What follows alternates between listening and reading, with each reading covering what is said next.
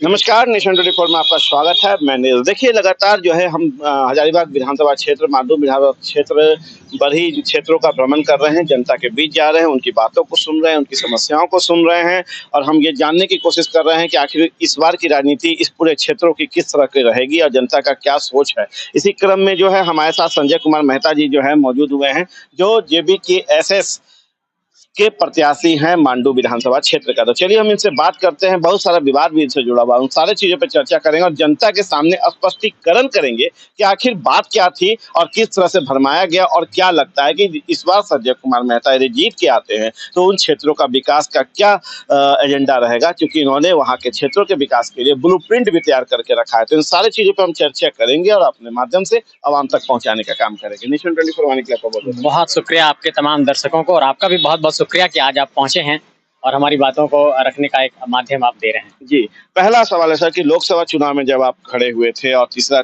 आया था तो बहुत बड़ी संख्या में लोगों ने लगभग मुझे जहाँ तक जानकारी है 1.5 लाख के करीब वोट के करीब आपको मिला था। तो एक बहुत बड़ी मतलब युवा नेता के तौर पे आप सामने आए थे इन क्षेत्रों के लिए।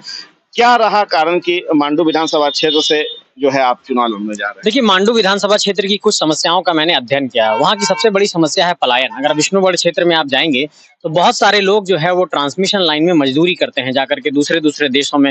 वो जाकर के मलेशिया में काम कर रहे हैं, सऊदी अरब में काम कर रहे हैं, दुबई में काम कर रहे हैं, ट्रांसमिशन लाइन में काम कर रहे हैं। तो मैं देखता हूँ कि पलायन बहुत चरम पर है। और दूसरा, इस इलाके में जो मांडू क्षेत्र में जाएंगे, मांडू और विष्णुगढ़, डाड़ी, चुरचू, ये सब जो ब्लॉक है, तो आप मांडू क्षेत्र में जब जाएंगे तो वहां पर विस्थापन अलग लेवल पे है। आप कह सकते हैं कि उनको पुनर्वास नहीं मिला, वहां तमाम तरह की कंपनियां हैं, प्रदूषण है।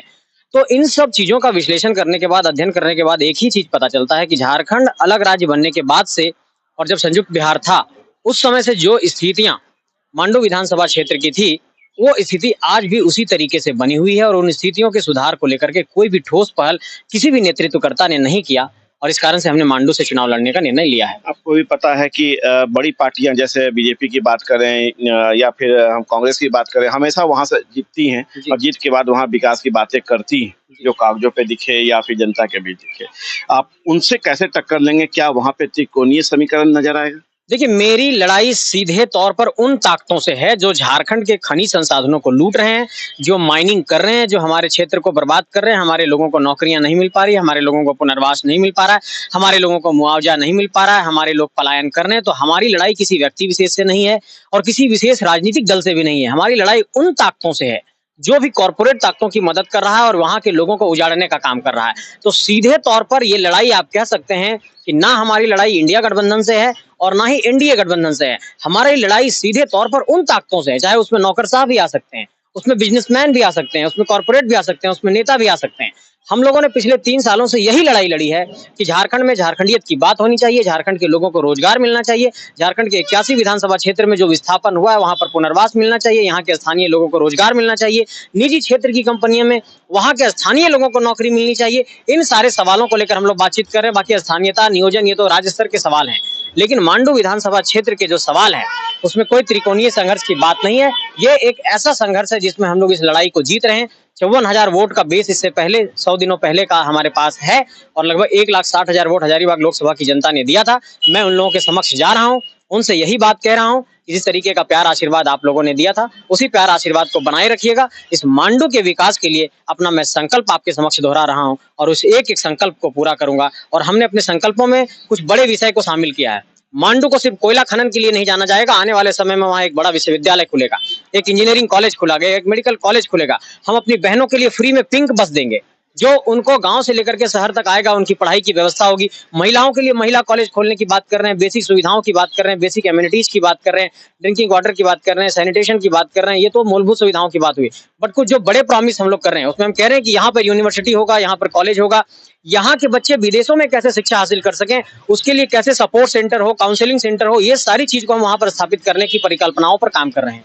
चलिए, आपके जवाब में से मेरे पास एक सवाल निकला है। जी। वो सवाल है, क्या आप अपने आप को मतलब न्यूट्रल मान के चल रहे हैं? यदि जेएमएम पार्टी मतलब यानी कि यूपीए जीतती है तो हम उधर शामिल हो जाएं, या एनडीए जीतती है उधर? क्योंकि आपने स्पष्ट कहा है कि ना हम इनके साथ हैं ना हम इनके साथ हैं। जी। यानी आप कहीं सेंटर में ये देख तो नहीं रहे कि जिधर सरकार मतलब बनेगी उधर की ओर हम रुख करेंगे? नहीं। क्योंकि यदि जीत की बात की हम आपकी बात करें, अगर हमारी जीत होती है तो हमने अपना एजेंडा आपको बता दिया कि हमारा एजेंडा ये है कि झारखंडियों को अधिकार मिलना चाहिए, स्थानीयता, नियोजन, विस्थापन, पुनर्वास, इन सवालों पर बातचीत होनी चाहिए, नौकरियों पर बातचीत होनी चाहिए।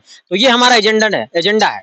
जब भी पॉलिटिक्स में आप किसी पहलू पर जाकर के किसी से गठबंधन करते हैं, अलायंस करते हैं, किसी को सपोर्ट देते हैं, तो उसमें कॉमन मिनिमम प्रोग्राम बनता है, न्यूनतम साझा कार्यक्रम बनता है। हमारे न्यूनतम साझा कार्यक्रम के हिस्से में ये होगा कि हमारा एजेंडा ये है, मांडू के विकास के लिए हमारा एजेंडा ये है, झारखंड के विकास के लिए हमारा एजेंडा ये है। हमारे एजेंडे के साथ कौन खड़ा है? जो हमारे एजेंडे के साथ खड़ा होगा और जो इस बात की वकालत करेगा कि हाँ, आपके इन मुद्दों के साथ हम खड़े हैं, उनके साथ जाया जा सकता है। अगर कोई कहेगा नहीं, आपके इस मुद्दे के साथ खड़े नहीं है, तो विपक्ष में बैठना हम मंजूर करेंगे, लेकिन समझौता नहीं करेंगे। ये बात कहना चाहते हैं। चलिए, विपक्ष में बैठना मंजूर करेंगे पर ये समझौता नहीं करेंगे यदि इनके बातों को, इनके ब्लूप्रिंट को लोग मानने को तैयार नहीं है जिनके साथ ये अलायंस करने का सोचेंगे। तो अगला सवाल है, जयराम महतो, जी। आप साथी थे, जी। लगातार आपने लोकसभा में दौड़ा भी किया, कई काम किए, फिर अचानक क्या हुआ कि आपने उनको छोड़ के जो है अलग रुख अख्तियार देखिए, किया? मेरी राजनीति मूल्यों और सिद्धांतों पर आधारित है और मैं सामूहिकता में विश्वास करता हूँ, सामूहिक निर्णयों में विश्वास करता हूँ, सामूहिक चिंतन में विश्वास करता हूँ। मैं किसी भी तानाशाही की प्रक्रिया में, डिक्टेटरशिप की प्रक्रिया में नहीं जाना चाहता। मैं किसी ऐसे पहलू पर नहीं जाना चाहता जहाँ निर्णय एकल हो। मैं किसी ऐसे पहलू पर नहीं जाना चाहता जहाँ पर आप कोई एक नियम, कानून, कायदे बनाते हैं और उसको फॉलो नहीं कर पाते हैं। आपने कहा था कि हम प्रत्याशियों को टिकट देंगे तो हमारे 100 पॉइंट होगा, शिक्षित लोगों को टिकट देंगे। आपने जमीन माफिया को टिकट दिया है, आपने किडनैपर्स को टिकट दिया है, आपने 10वीं फेल को टिकट दिया है। तो इस तरह की परिस्थितियों में जब मूल्यों और सिद्धांतों से कोई भटक जाए तो मुझे लगता है कि आपको अपना रास्ता अलग करना चाहिए और इसीलिए हमने अपने रास्ते को अलग किया है। ये धरती टेकलाल महतो की धरती है, ये धरती विनोद बिहारी महतो की धरती है, ये धरती निर्मल महतो की धरती है, बिरसा मुंडा की धरती, नीलांबर पीताम्बर की है, सिद्धो कान्हू की है, प्रीतलाल वर्मा की है।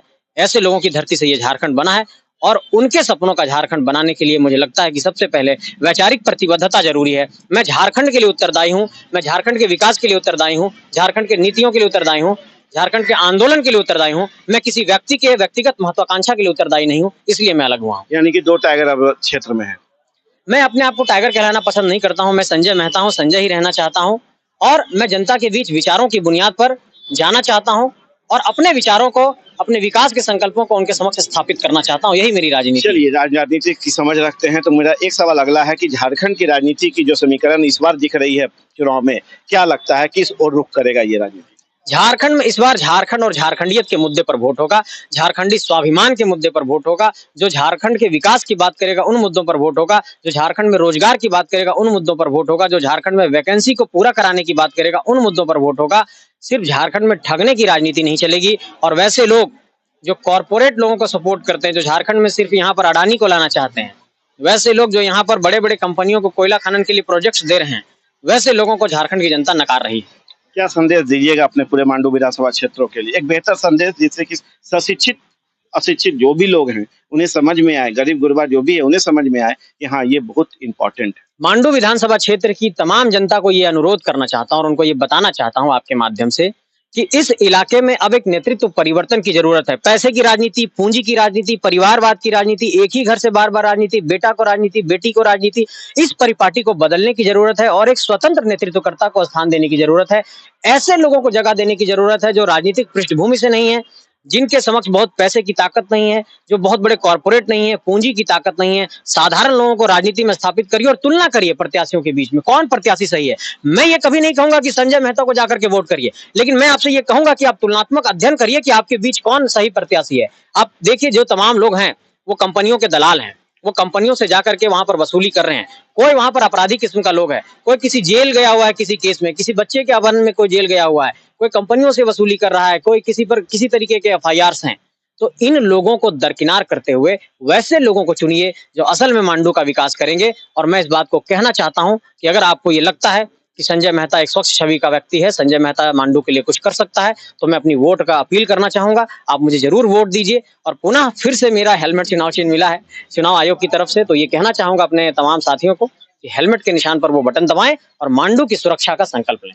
चलिए, तो अभी संजय कुमार मेहता जी हमारे साथ थे, जिन्होंने हेलमेट चुनाव चिन्ह इन्हें मिला है, जिसके लिए आग्रह कर रहे थे, अपील कर रहे थे अपने आवाम, अपने मांडू विधानसभा क्षेत्र के जनता से। और इनका कहना है कि यदि उन्हें लगता है कि सारे परिवारवाद, विवाद, अपराधीकरण, इन सारी चीज़ों को दूर करते हुए मांडू के विकास की ज़रूरत महसूस करती है जनता, तो इन्हें वोट करे, इन्हें वोट करके जिताने का काम करे। इनके पास ब्लूप्रिंट तैयार है और ये इनका कहना है कि इस बार यदि जीत होती है तो वो ब्लूप्रिंट से पूरे मांडू विधानसभा क्षेत्र का बदलाव जो है धरती पर पटल पर नजर आएगा। आप देख रहे हैं नेशन 24 न्यूज़। नमस्कार।